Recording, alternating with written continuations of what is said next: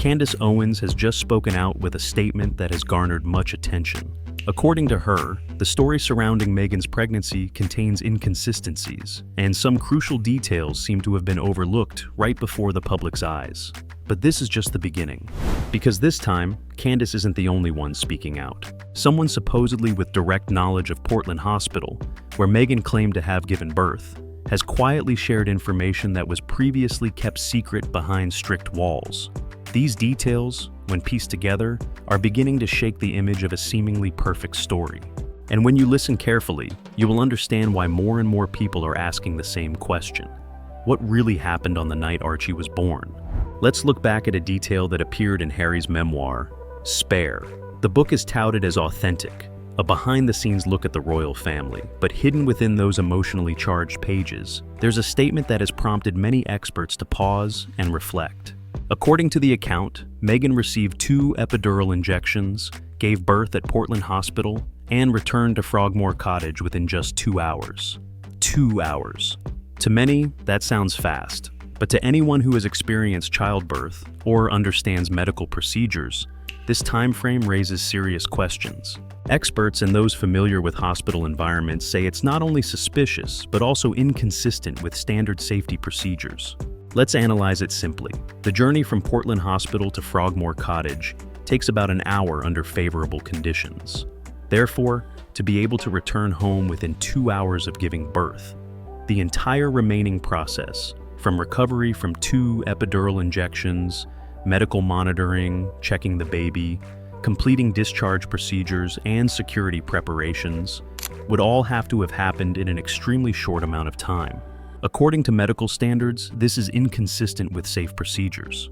The story becomes even more perplexing when considering the detail of the epidural. This is not a procedure performed arbitrarily multiple times. It uses a catheter that is permanently placed and closely monitored throughout the process.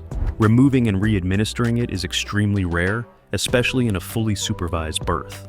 Therefore, when the detail of 2 epidurals emerged, many doctors couldn't hide their astonishment. This implies 2 separate procedures, each requiring meticulous preparation, monitoring, and control. There is no normal scenario, even in a specialized environment, where all those steps could be completed, along with discharge and transfer, within just 2 hours.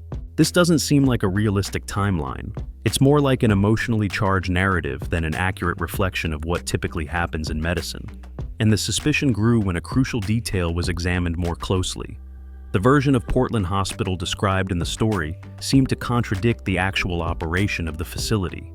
Before Meghan's name appeared, Portland Hospital was already famous, not only for its privacy and amenities, but also for being one of the leading private maternity facilities in the UK. However, there's a truth rarely mentioned on the glamorous covers. Portland wasn't built as a general emergency hospital. It doesn't have a public emergency department, nor is it a center for handling complex medical situations like you often see in movies. Instead, Portland is a specialized facility focused on maternal care, neonatal support, and providing high-end accommodation. The important thing is this: if any situation gets out of hand, Portland's procedures are clear. Patients are immediately referred to a more appropriate facility. This is a core safety principle, without exception. Now compare that to what Harry described: a dark, quiet room, soft candlelight, a birthing ball, a spa-style bathtub, a relaxing atmosphere with minimal intervention. According to sources familiar with Portland's operations, this is not how they handle high-risk births, nor is it the standard environment for cases requiring medical pain relief methods like epidural anesthesia.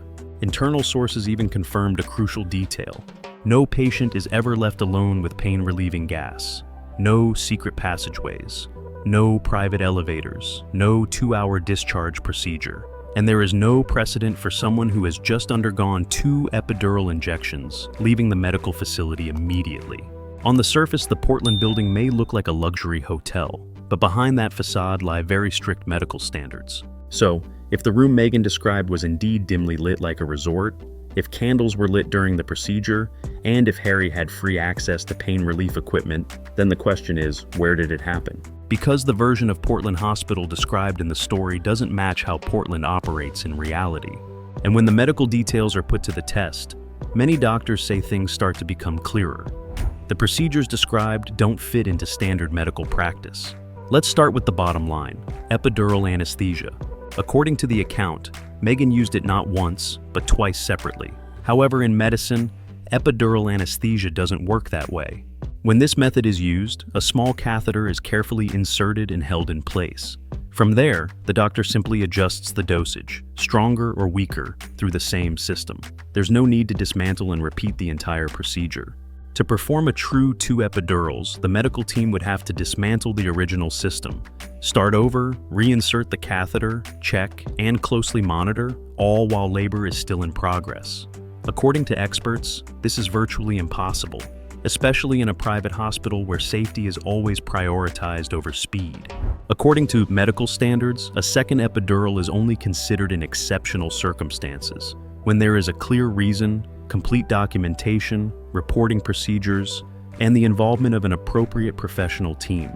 It's a serious decision, not something done arbitrarily. Yet in Harry's account, this detail is described so lightly, as if it were just a simple momentary choice. This contrast makes many people pause and think. Then there's the story about the pain relief gas. Harry once shared a humorous moment, saying he accidentally, or comfortably, used the gas intended for Meghan. It sounds harmless, but in a real hospital environment, that's not the case. Pain relief devices are always tightly controlled. They are locked, clearly labeled, and only under the control of medical staff. If the patient's aide had interfered or misused the equipment, it wouldn't have been a joke, but a serious safety issue. Yet, in the version recounted, no one intervened. No doctor corrected anything. No nurse spoke up. The entire scene was described as a lighthearted, even humorous situation, completely different from the usual atmosphere in a strictly regulated private medical facility. And this is where the story begins to cause concern. Because when a narrative contains inconsistencies in basic medical details, listeners are forced to wonder, were these just accidental mistakes, or signs that the story never unfolded exactly as it was told? As medical inconsistencies piled up, the aspects related to royal protocol also began to reveal irregularities. No family in the world operates under such strict protocols as the British royal family. Everything is planned, documented, and prepared in advance. And when a member of the royal family goes into labor, the rule is clear and unbreakable. The Queen must be notified immediately. This is not symbolic. It is official practice, applied to Prince William, Princess Kate, Princess Diana, and all previous royal births. However, according to sources who have closely examined the case, something unusual happened in Meghan's case. According to sources who have reviewed the events, the Queen was not informed at all. There was no call, no official warning, and no royal signal indicating a birth in the line of succession was taking place. This presents a major paradox, because if Meghan had truly gone into labor at Portland Hospital and Archie had been born under royal protection, no one would have had any reason to break centuries-old rules. A child in the line of succession is not only a family member, but also a national symbol. The birth date, witnesses, and records are always accurately documented.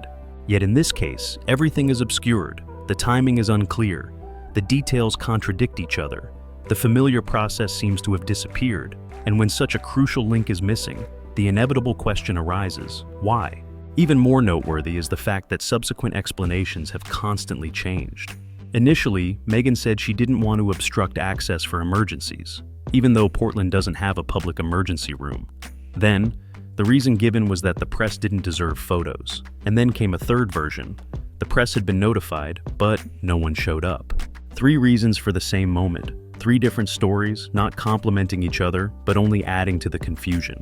Because in previous royal births, the media were always notified through official channels, without waiting or speculating. It is this pattern of changing explanations that has particularly caught the attention of observers and investigators. When an event is told with multiple different interpretations, it often indicates that the full version remains unspoken. And this is where the story begins to reveal larger cracks. If it were just isolated anomalies, perhaps they wouldn't have drawn attention.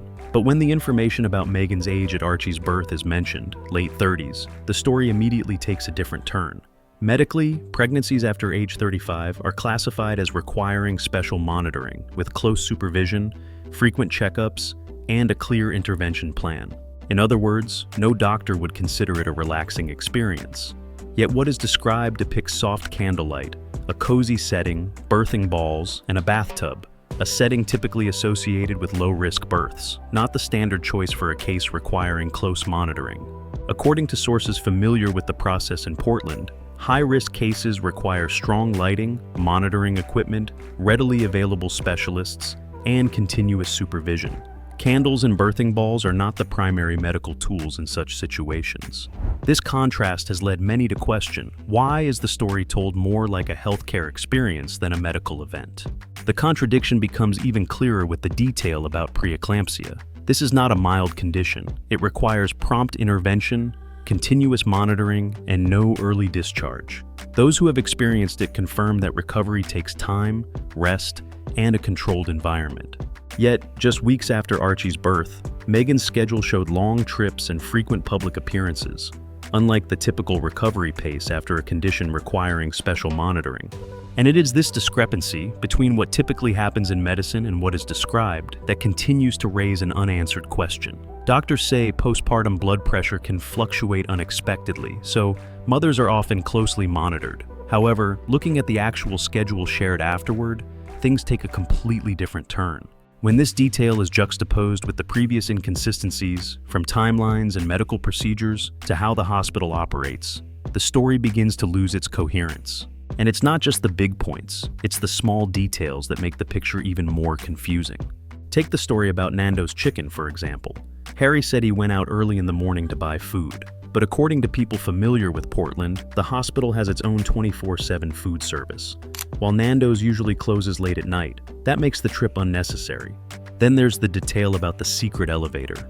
Harry described a separate passageway, but Portland staff confirmed there was no special exit.